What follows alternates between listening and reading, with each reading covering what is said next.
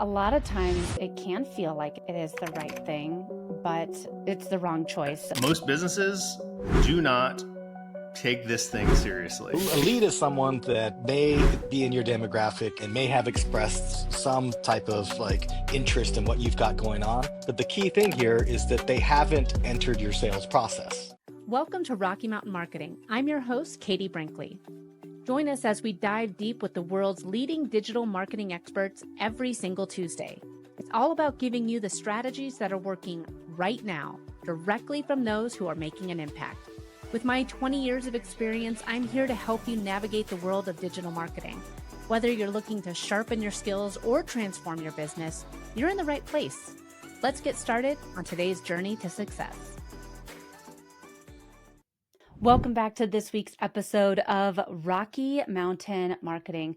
I've had the opportunity of meeting some really awesome people because of this podcast. And most of the people that come on this show, I see speak on a stage or I read their book. And every now and then I come across somebody and we have a great conversation. And I'm like, man, we got to have this conversation in a recorded interview setting via Riverside. And that's what's happening with today's guests, because today's guests, I've actually never gotten the opportunity to sit down and have a cup of coffee with them. I haven't had the opportunity to see them speak on stage yet, but the knowledge that these guys have is going to change the way that you approach your business in 2025. I wanted to have them on at the beginning of the year because now's the time when we're setting all of our strategies up for success in 2025. We're at the beginning of a new year. We're getting our agendas in line. We're trying to set up our business plans. And if you're like, oh, well, Katie, I already got all my plans in alignment. Well, stop what you're doing, because these guys are going to have some great tips that you're going to want to put into place. And if you already have some ideas in mind, there's going to be some tweaks that they're going to share that you can say, man, you're right. These were some good guests to bring on at the beginning of the year. So today's guests are none other than Mike Schmidt and Anthony Rivera. They're the dynamic duo behind The Agency Coach, which is a coaching team that uses real world experience and expertise to propel digital agencies to unparalleled success. So they've been doing the agency game for over 20 years. And Mike and AJ combined their wealth of knowledge and experience to help mentor and guide agency owners worldwide. And you might say, well, Katie, I don't have a digital agency. This is more of a show for you. You're the one with the digital agency. But no, you're wrong. Stick with me here, folks, because they have a ton of great ideas for you. There's different tools, different strategies, and it all comes down to mindset. I had a great lunch with some girlfriends a few weeks ago, and one of them is just getting her business off the ground. And she said, I don't know what to charge people. And it's so much comes down to mindset. So all of this comes down to having the right coaches in your space. And Mike and AJ are going to give us a wealth of knowledge on all of these things. So Mike, AJ, thank you for joining me on Rocky Mountain Marketing today. Hey, right on. Thanks for having us. Super excited. Yeah. And like I said, we haven't had the opportunity to sit down IRL. We have gotten the opportunity to sit down via a computer screen a couple times now. And AJ, I'm jealous. Every time that you join, you have that beautiful sunny golf background behind you. And I look outside and there's snow. And so you guys have been doing this for 20 years.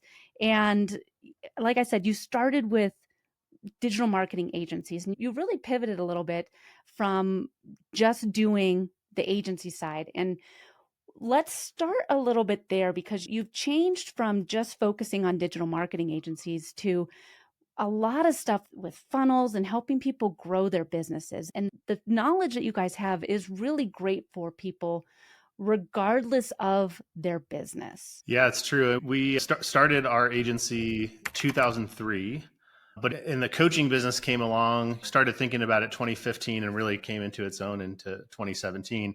But if you really think about it, we've been coaching businesses since the beginning, right?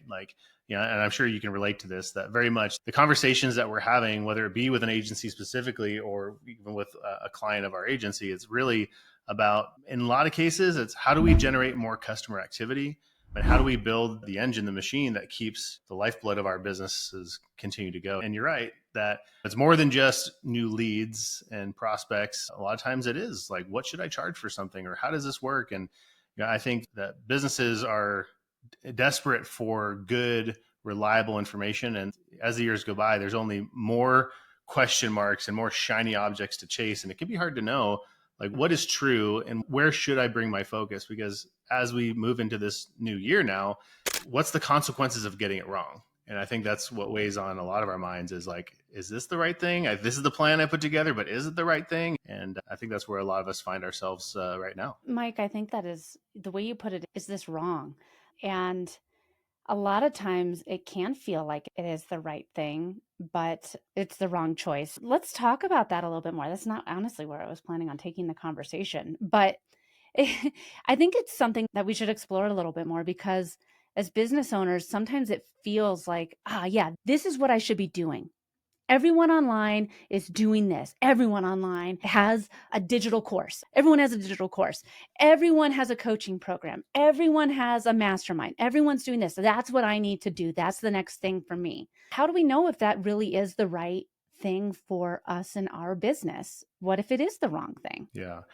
So I think what I found to be super helpful is just understanding that like business is a run on some very fundamental principles, right? And it's easy to get distracted with the bright and shiny object. Should I do a webinar or should I do an online course like you're mentioning, or should I go into this different direction? At the end of the day, like businesses are made up of offers, right? What are you selling? It's how do you sell that thing, right? The vehicle by which you sell it. And then firstly in the process is where are the people that are going to buy that thing? And so something very simple to just self-assess with your business is, do I have a strategy to get in front of new people? Do I then have a strategy to get those people into a sales process? And then do I have a way to sell that thing? And then will they buy it? Is the offer right? And as we look at growth in the coming year and putting together a plan, it really is just a matter of making sure that those four categories, there's other subtleties to this for sure, but those four categories are places where we have a way to turn the knob on each of those variables, if you will. Yeah. So you guys have been doing this for a long time. When we were talking last time, how many agencies have you really helped grow and scale over these past 20 years? I mean, because you guys did it for yourself and then you were like, man, we cracked the code. We know how to do this. And you started helping others. So how many agencies have you really helped scale with your system?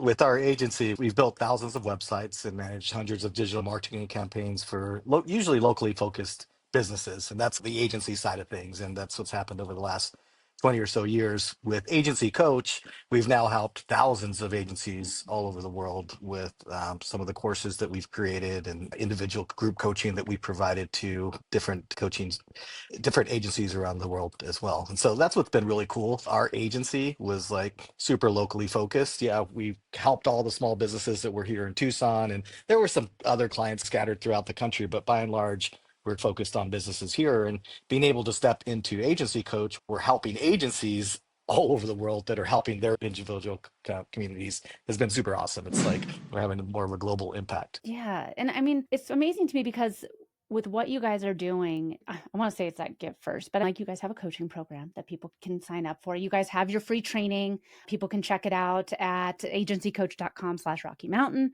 So people can go and check it out. It's that free training. Absolutely. Check it out. agencycoach.com/Rocky Mountain.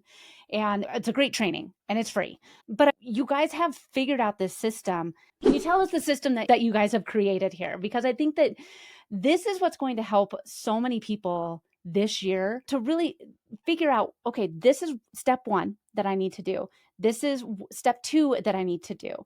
This is step 3 that I need to do. And I think that when they have these ideas in place of, okay, these are the things I need to do, and Mike and AJ can help guide me there, or they have this free resource, I can go there next. I think that's a great spot to go. But I really think that just getting the idea in place is going to help get a lot of clarity for so many listeners. Yeah. If I had a big whiteboard right now, I'd be drawing it out. So I'm going to do my best to describe this machine and this process here. Everyone shut your eyes and just vision. I mean, if you're driving, don't shut your eyes, but I mean, just envision this. We'll build it in our minds together. And for the listeners here, just understand like what we're about to share. A lot of times we apply this to an agency, right? But understand very clearly that this is really the model by which most businesses on the planet run. And so there's a lot to be had for everyone here. So I think what I like to start talking about when it comes to building a system is something that we refer to as the lake.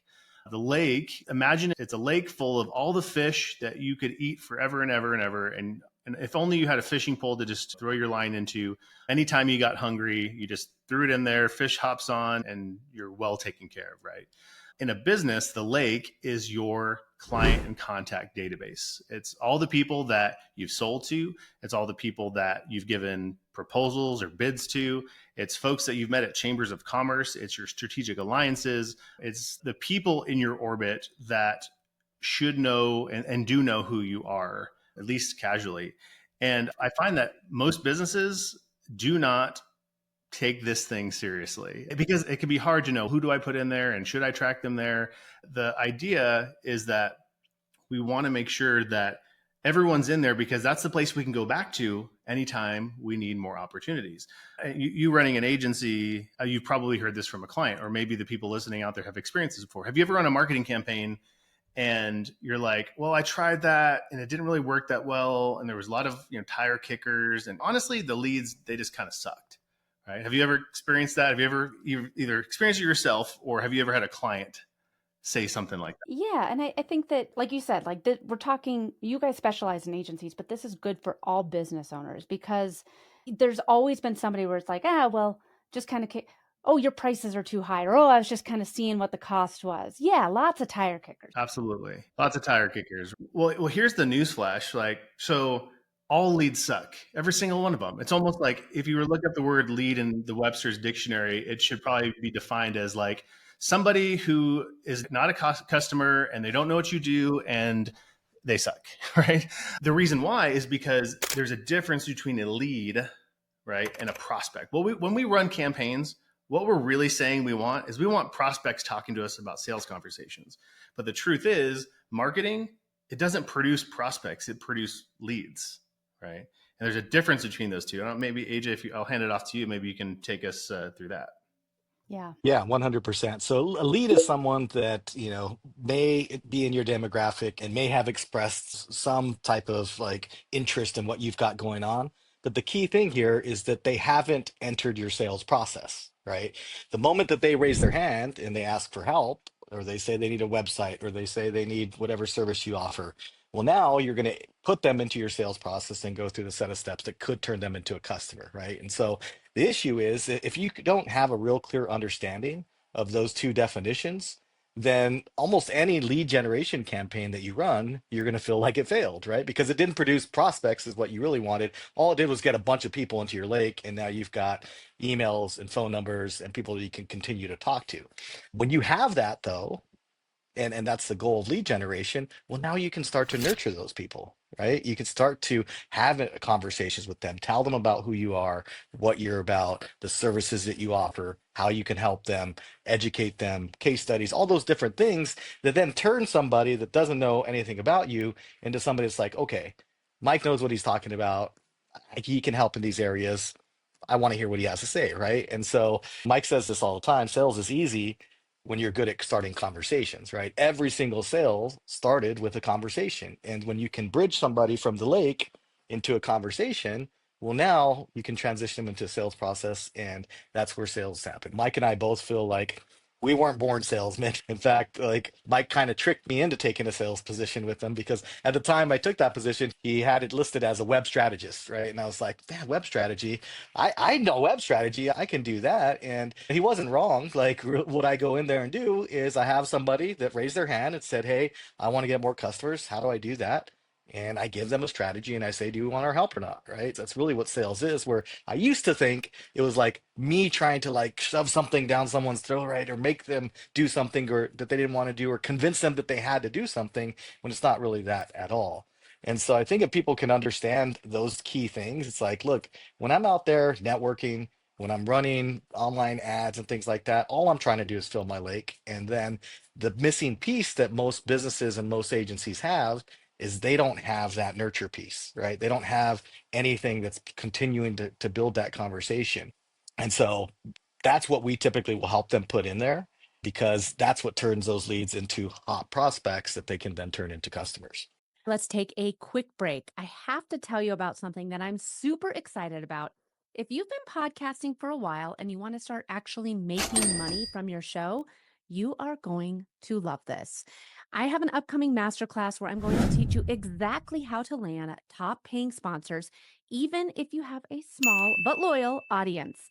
It is time to stop waiting for sponsors to knock on your door and start reaching out to the ones that really want your audience. Ready to make it happen? Head to katiebrinkley.live/RMM or head to the link in the show notes. Grab your spot today. All right, let's get back to the show. So when you say nurture piece, my mind instantly goes to email. So are you saying like an email campaign? Are you saying retargeting through ads? So when you say that nurture piece, or are you talking about like regular meetups? What does nurture piece mean to you guys? Yeah, so I think you just nailed a couple categories of things that could mean nurture. And what I find is that when we're looking at a business, especially one that we're working with brand new, a lot of them really fall down on any category of nurture, right? Or they might be emailing, but their version of email is our friend Yada Golden. I can't take credit for this, nor do I necessarily want to, but she calls it, she's an amazing marketer and copywriter. And she says, stop treating your list like a booty call. The only time you ever email is when you want something, right? And that's what I think most people do. They email and they have a newsletter, but it's all in service to selling the thing, right? But think of it this way. It's like people do business with people at the end of the day, especially in a local setting. Like that's what's happening. And if you're treating your marketing, your nurture, like you're like Coca-Cola and you're like selling from a billboard or something like that, it's like be human. And so one of the easiest and simple things that any business can implement to better nurture their clients such that you get more people raising their hand and asking for your help is send out a weekly email. And I'll give you a really easy format to follow. So this is what we call feed and fish. The idea is that we're feeding our list and providing value. And then on the other hand, every once in a while, we're fishing, which is making an offer. So the ratio is typically 3-to-1. So we usually advocate for sending a weekly email. It's an easy place to start. And some people hear that like, oh my gosh, I'm emailing once a month and I feel like that's too much. It's like we could have a side conversation about how to get over that. No, that's not enough at all. Yeah, weekly email. Yes. Listen to the agency guys, Mike and AJ are right. Yes, at least a weekly email. But, and here's why it'll be easier to send a weekly email, because you're not sending the booty call email every week. Here's what you're sending instead. One week you might send a resource, right? What's something related to your business that it could be a blog article, it could be a book, it could be a software tool. What's something you could send to your community, your list, your customers, your prospects, your leads that just is useful, right? Okay, that's one. Number two is education, right? And this could come naturally to some people. Basically, educate them on something about your business. And specifically, if you're looking for an idea, educate them on something that will make them a better buyer of what you do. So if you're a carpet cleaner, you might educate them on the difference between manual scrubbing of a carpet, which might be necessary for older rugs, compared to the machines that you have that are more of an automated process and therefore faster and cheaper, right? I don't know. I just made that up. I have no idea if that's a thing, but like you can imagine that somebody who is a consumer or buyer of those services, Hey, yeah, I believed you. I was like, all right, cool. yeah, they might be a better buyer once you've educated them, right? So, okay, so far we got resource and then we got education. The third one, which is also a feed email, is also called nurture, right?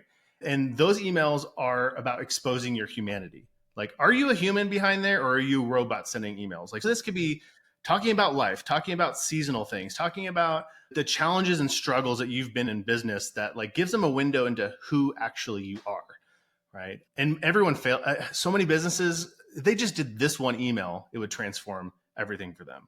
Because like in this world of being as connected as we supposedly are, doesn't it feel awfully lonely sometimes scrolling Facebook, scrolling Instagram, right? Do we really connect with people? So give people, even if you're the local business, again, cleaning those carpets, tell them the story about how you got into business, right? Tell them about how your first year of business, you were struggling and the challenges you've overcome. It's the universal things and the challenges, struggles, which really bond us together. So like those three emails are all about providing value, right? So we have resource, we have education, and we have nurture, right? Okay, so that's feed. Shifting over to fish. Okay, now we're ready to make an offer, okay? And so this oftentimes people just really overcomplicate this thing. AJ, so speaking of carpet cleaners, AJ, tell your perspective on your carpet cleaner of if they were to send you this email that we're talking about. Yeah, 100%. I was telling Mike the other day, I'm like, I get my carpet cleaned probably once or twice a year. And it'd probably be more often if they would just do one of two things: either set my next appointment when you're there, which they don't do, or email me at some point and say, hey, it's time for us to come back. Are you ready? I would say yes, right? And it just blows my mind that they don't do that. What happens is my wife says, hey, we haven't done that for a long time. Get it scheduled. And that's when it happens. But it's like, how many businesses just really need to remind their customers, hey, we're here. We did this 6 months ago. Are you ready for us to come back again? Right? Like, it's an easy thing, and it's not pushy, and it doesn't, I would actually appreciate it because it would save me some time and I'd have it cleaned more regularly and not have to wait until my wife's like, hey, get on this, you know? Yeah, we actually call these emails reply backs, which basically is what AJ's saying. Imagine you got an email that said, hey, AJ, it's time of year where we normally come out and I haven't heard from you. Would you like me to get you on the schedule? Just reply back, let me know if you want me to get you going, and I'll get you set up, right? And so was there an opt-in page? Was there a funnel? Was there a phone number they had to go? No, they just hit reply. And guess what? Out of all the people on your email list right now, you just identified exactly who wants your stuff right now. You know what's so funny? For anybody that's for anyone that's watching on YouTube, they probably saw me get really excited the entire time that AJ and Mike were talking during the entire feed and fish. I was having a hard time. I was getting real antsy. I was getting fidgety. I was getting so excited because it sounds so familiar to the 4-post strategy. For social awareness to action strategy, guys, for regular listeners of Rocky Mountain Marketing, if you're doing the awareness to action strategy on social, the feed and fish strategy, this is your email strategy, guys. It's the same thing. It is the same thing. And it makes so much sense. And it doesn't feel gross, right? Like, we don't want to feel gross with our audience, right? And so it feels authentic. Your audience is going to feel more connected with you. You're going to feel better about sending emails all the time. And then exactly like what AJ said, you're going to have the right people raising their hand saying, yeah, you know what? Yeah, I actually do really. AJ, while you were talking, I got a little ADHD and I was like, I probably should go ahead and get my carpets cleaned. It's been a while since I started thinking about that, and all of that. You never know. If you just say, like, do you need your carpets cleaned? Go ahead. Can you imagine just that one email? Can you imagine that just being automated for a company to go out every quarter or every 6 months? What that would do to their business? Like, it's crazy. Yeah. I think that it's so simple, and so often as business owners, we're overcomplicating things and thinking that we need to do all these things and we need to set up all these and we have to have this many email campaigns going out and we need to do this in here and we need to have that happen. And we need, like what you said with nurturing our connections, it's not about getting more people onto your list. It's finding the right people and nurturing them along, making them feel valued, building up a community, building out that know and trust factor, and then saying, hey, do you want to work together? I love that so much. And like I said, if you're watching on YouTube, you saw me like basically trying to get out of my chair because I was so excited about what they're saying. How is this email strategy going to really help increase monthly reoccurring revenue just by doing this hand-raising kind of, I say hand-raising post because I'm in the social media world, but is a hand-raising email? Like, talk to me through, how is this going to make me more money? Well, the truth is this by itself doesn't make you any more money, right? Its only job is to, as you put it, get the hand to raise, right? And so then I think sometimes as humans, we, like you said, we overcomplicate things. And one of the ways we overcomplicate things is we make one thing responsible for all things, right? So like the nurture only job in the world is get hands raised. And then you have a separate process, a separate system for sales and closing deals, right? And so I think when you're, especially this time of year, and we're thinking about this opportunity we have of all these months ahead of us, is having a nurture strategy in place is probably something you should have if you don't already, right? Because chances are maybe you had a lead generation strategy and we're going to advertise in these, we're going to hire Rocky Mountain Marketing to do these kind of lead generation strategies for us. Like, I got that, check. But I think there's a hole for most businesses that you've got to plug the nurture piece. If you're doing lead generation, if you're doing any sort of marketing or even like in-person stuff, right? You have to have the piece that nurtures. And then the next part is, what does the sales process look like for your business to actually convert those hand raises into closed deals. Yeah. And I know that you guys specialize, like I said, numerous times in the agency world. You do have that incredible training at agencyguys.com/Rocky Mountain. So with that training, you not only talk about this on how to build out that nurture, you also talk about reviews and how important reviews are. So as a local business, so if someone who's a realtor, somebody that specializes, maybe they have a local video production business, people that are a local business, why are reviews so important for building their business? We see reviews as being pretty foundational part of anybody's digital marketing strategy, right? It's really hard for us to go out there and get results when somebody has a poor reputation online. The way things are set up now, it's not like prospects are going out of their way to read your reviews a lot of times. Maybe, Katie, I asked you for the name of a dentist and you gave me their name. I typed it in Google and I had no intention of looking at their reviews, but guess what pops up, right? When their address and their name pops up, their star rating and their number of reviews, right? There was a business group that I was in, and it was the type of group where we were trying to refer one another. And one of my best friends, he asked me if I knew a dentist, and I gave him the name of the guy in my group. And he ends up calling me. He's like, dude, why would you give me that guy's name? He has like a 2.1 in Google. And I'm like, yeah, even with a word of mouth referral, like that was not enough to get him to still take action. He's like, I just searched for somebody else and I went somewhere different. And I think that all of us have experienced shopping and making buying decisions based off reviews, right? Amazon's done an amazing job of teaching all of us to do that. And I think there's a lot of business owners that maybe still haven't connected the dots that that's how people are making buying decisions about them too. They're not keeping tabs on their review situation.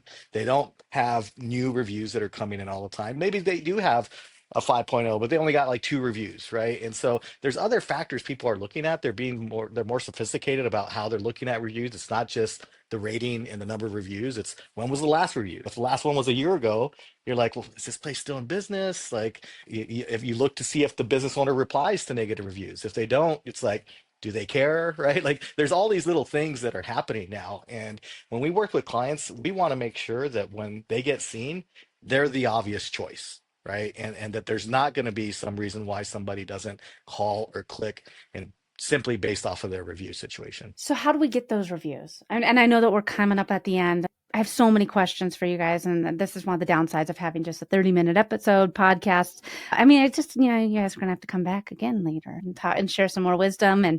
But so how do we get those reviews? Yeah, I mean, we talked about the lake already, right? And there's this database full of people who know who you are or had some level of experience with you. And the question I'd ask somebody who wants more reviews, I'd say, how often, how consistently are you asking that lake of people to take that action? Most people are not being consistent with it. The business owners that we've worked with, they know reviews are important, but they don't have any ongoing system or strategy for actually making that happen. And they may have asked their best clients and customers to leave a review, but I'll tell you what, some of them do, but many of them don't. Why? Because it's easy to forget. It's also not as straightforward. I tell the story and I tease, but my mom, if I asked her to leave my company a review, I'd have to drive over there and walk her through it, right? This is not her thing. She wouldn't know where to go. She wouldn't know how to look me up on Google Business Profile and find my spot and leave it. At least maybe I'm not being fair to mom, but I just don't think so, right? I know I've asked my mom to listen to this podcast so many times, and she's like, I don't know how to do that. Yeah. Right. Yeah, where is it? I don't know. Can you mail it to me? Yeah, bring me by the cassette, would you, or the CD? Anyway, yeah, I think so. We got to make it easy. So, when you send them the email, not only are we doing it again and again to remind them because they get busy and life happens, but we're also showing them where to go and giving them some basic instructions. That simple act will do a lot, right? And that done consistently over time is how reputations grow and rise, and how you outpace the competitors that you have that are not doing that, right? Because we have people all the time, they're like, well, I don't do that much business. Well, guess what? Your competitors probably don't have that much volume either. You're in the same business, right? So all you got to do is be a little bit better than them, right? So it's part mindset and being I'm willing to ask. And then the other part is just hiring an agency like Rocky Mountain to do this consistently for you. Yeah. Well, okay. So I know that all the listeners today have some ideas about how important it is to nurture their audience, 2, how to find that audience to nurture. And then 3, I think that reviews are so important. And while you guys were, again, like I've been squirreling off and thinking in my own head about what you're saying here. I mean, we do a good job with our clients of doing like client reports and like ask for client reviews and saying like, hey, client satisfaction surveys and all that. And people get busy. I mean, like I get busy. Like, before we hit record here, I was like, God, I got to go get something to drink and fill up my water bottle. It has been a heck of a day I mean, like people get busy.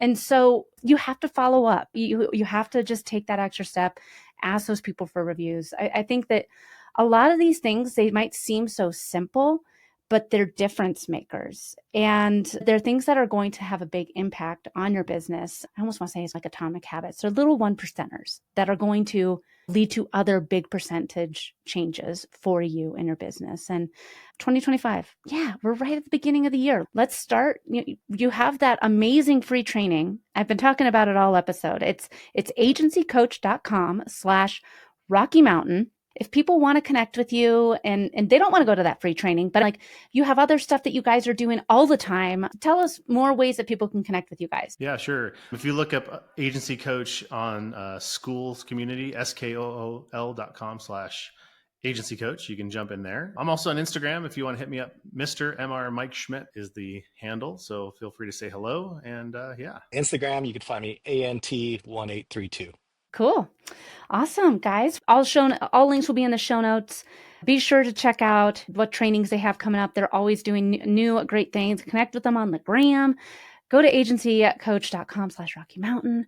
And Mike and AJ, thank you so much for joining me on Rocky Mountain Marketing today. This just like sped right on by. Thank you again. This was a wealth of information, and I know you made a difference to so many listeners as we kick off the new year. Awesome. Thanks for having us. Thanks so much for having us. Thanks so much for listening to this week's episode of Rocky Mountain Marketing. I hope you're leaving with valuable insights and the inspiration to lead your market. If you've enjoyed our time together and found today's podcast episode useful, I have a small favor to ask of you. Please hit that subscribe button to stay updated with the latest episodes. And if you know someone who could benefit from these episodes, maybe a fellow business leader or an aspiring entrepreneur, go ahead and share this episode with them. Let's spread the knowledge and grow together. Also, I'd love to hear from you and continue the conversation beyond the podcast. Visit me at katiebrinkley.com to connect, to find more resources, or just to share your journey. And be sure to pick up your copy of my new book, The Social Shift, at katiebrinkley.com/book. Thanks again for tuning in. I'm Katie Brinkley, and I can't wait to dive into more strategies and stories with you on the next episode of Rocky Mountain Marketing. Let's keep on taking your marketing to new heights.